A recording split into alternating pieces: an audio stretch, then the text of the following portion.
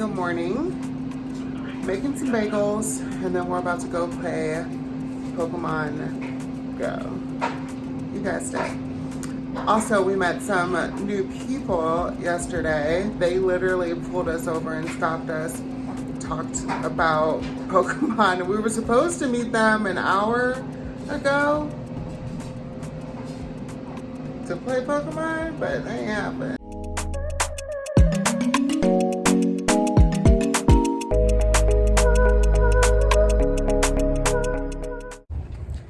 You guys, it's getting late and we have literally been out here since 10 a.m. It is almost 7 o'clock now. Well, 10:30?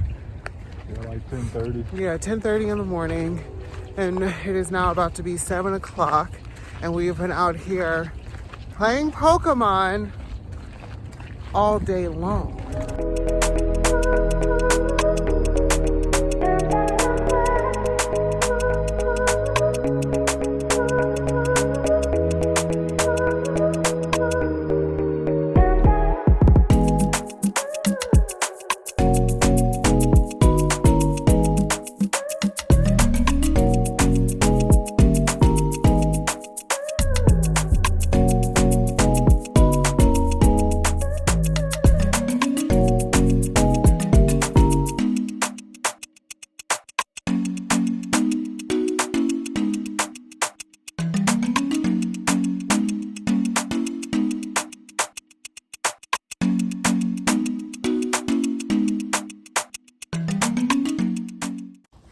Guys, so I was cleaning out one of the closets and I found some of, I was about to say all, but I found some of my journals that I used to write in. Not this one. This one, a friend of mine, she's starting her own company, Manifesting Visions.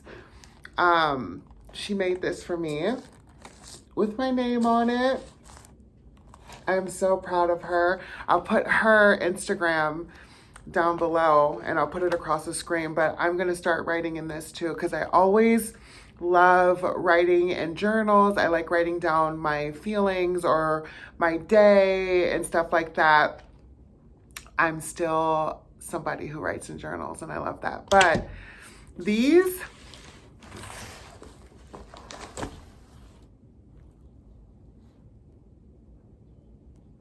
that's a lot of journals. And these aren't even all of them, which is the crazy thing. But oh my gosh, I was going through some of these, like, oh my God, this one is probably the oldest one that I found.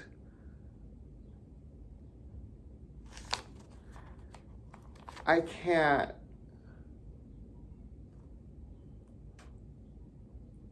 It's like, it's nuts. It's falling apart and everything. I can't even believe I still have this.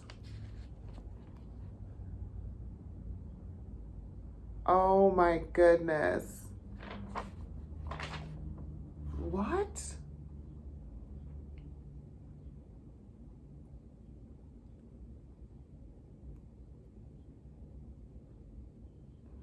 I was a dark ass bitch. Like, what?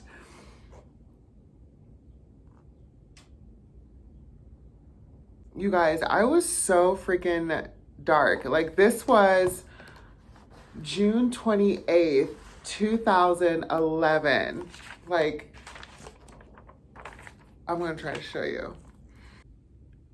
This was in Burbank, California when I wrote this, because I used to, anytime I used to write my entries or anything, I would always put where I was, the time of day, the date, like if I were in California, if I was in New York or whatever, I would always write where I was at the moment. So, oh my gosh, I love that I did that. So I can like, you know, so I could kind of take myself back to, you know, the memory and what I was going through, what I was thinking and whatnot. I'm so sorry that I didn't put like my tripod or anything up here. I'm just gonna scoot it back a little bit scoot the camera back a little bit more, but I want to read a little bit of this to you. So I remember specifically in 2011, I was going through some very dark moments in my life, and it was a lot of family issues that I was going through, and I was, I guess, dabbling in poetry. I don't know, but I'm gonna read some of this to you. It's not easy to say you love me. It's not easy to say that you do. My heart ripped upon your shoulder. Do you even care? It's not easy to say you will. It's not easy at all. It's not your fault you cannot love me. It's true. But it is your fault for having me. It's your fault for having me. It's so easy for you to not care. It's so easy for you to do. I gave you all of my lovin', but I know now but I know now who's the fool. You thought you could take my heartstrings and use them with your tools, but I won't play the victim for you. Maybe next time you'll see the truth. Oh my goodness.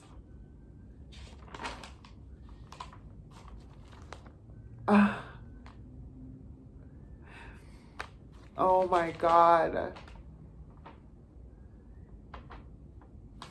You guys, this is another one. This one's about Anthony. This was also in Burbank, California at 7:16 p.m. This was on 6/28/2011. I can't. I'm passionate about him. I love the way he walks, talks, smells. Damn, that man is fine. I love his eyes, the way the sun kisses them in the morning. I love the way his lips touch mine.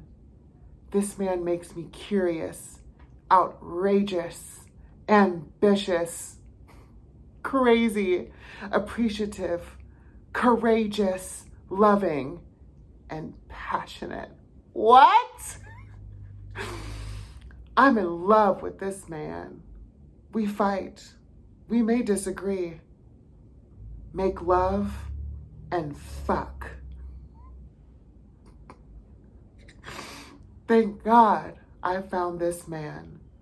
His soul was created for mine. His heart beats in tune with mine.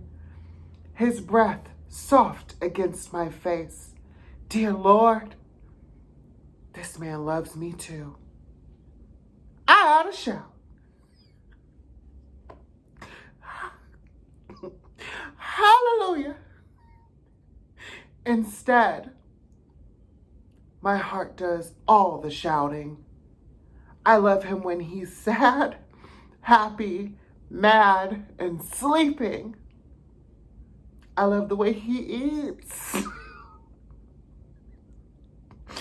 I most definitely love the way he says, I love you.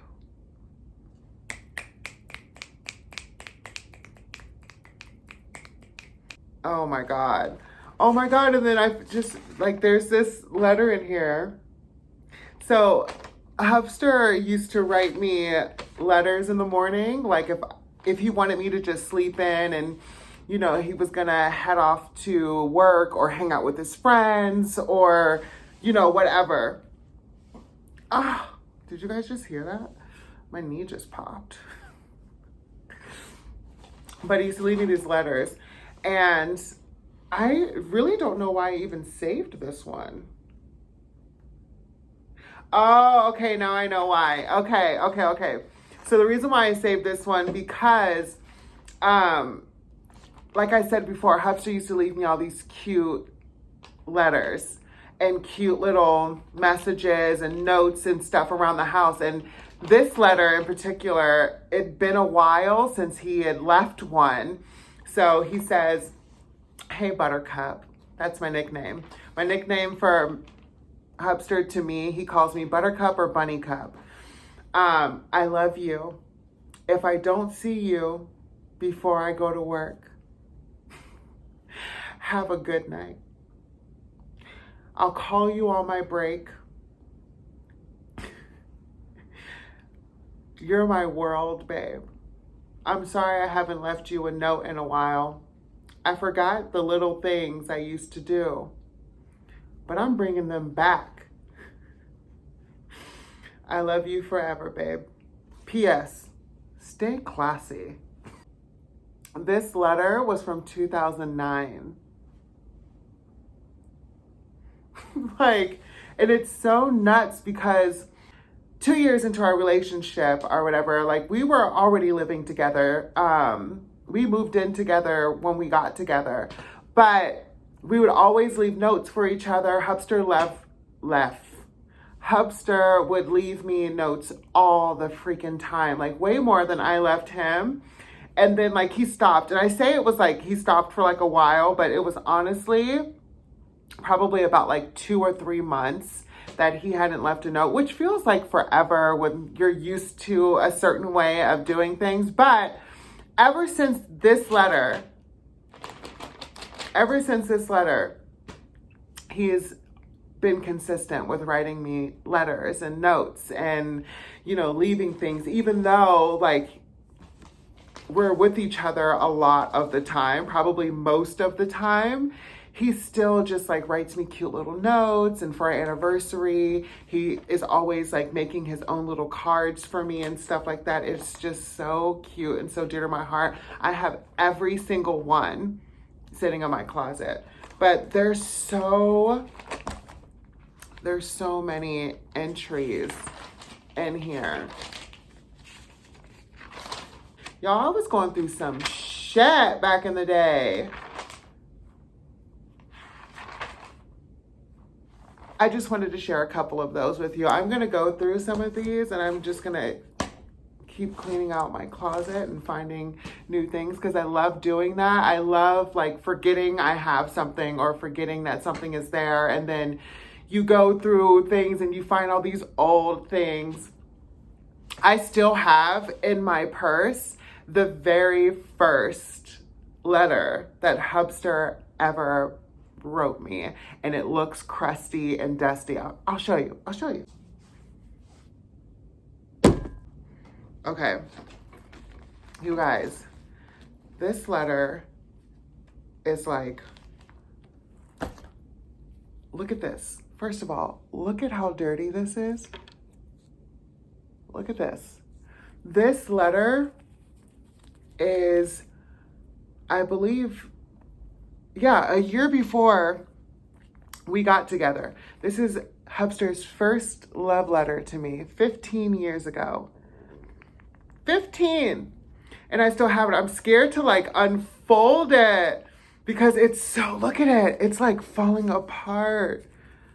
Oh my gosh, but I keep it. Even though I haven't read it in so long because I'm so scared to unravel it because I don't want it to come completely apart. But I hold this so dear to my heart. I keep it. And it's those cute little things that remind you,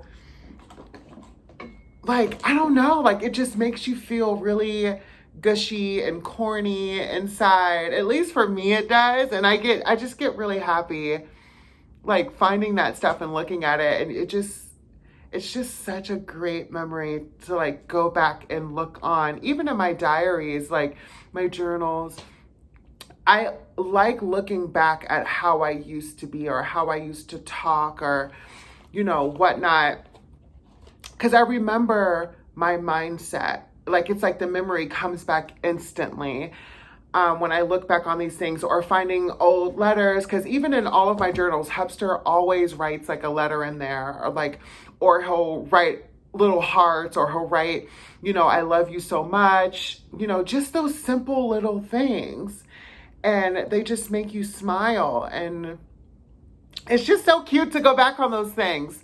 Okay, I'm done. I don't remember if I closed out the video or not, but bye.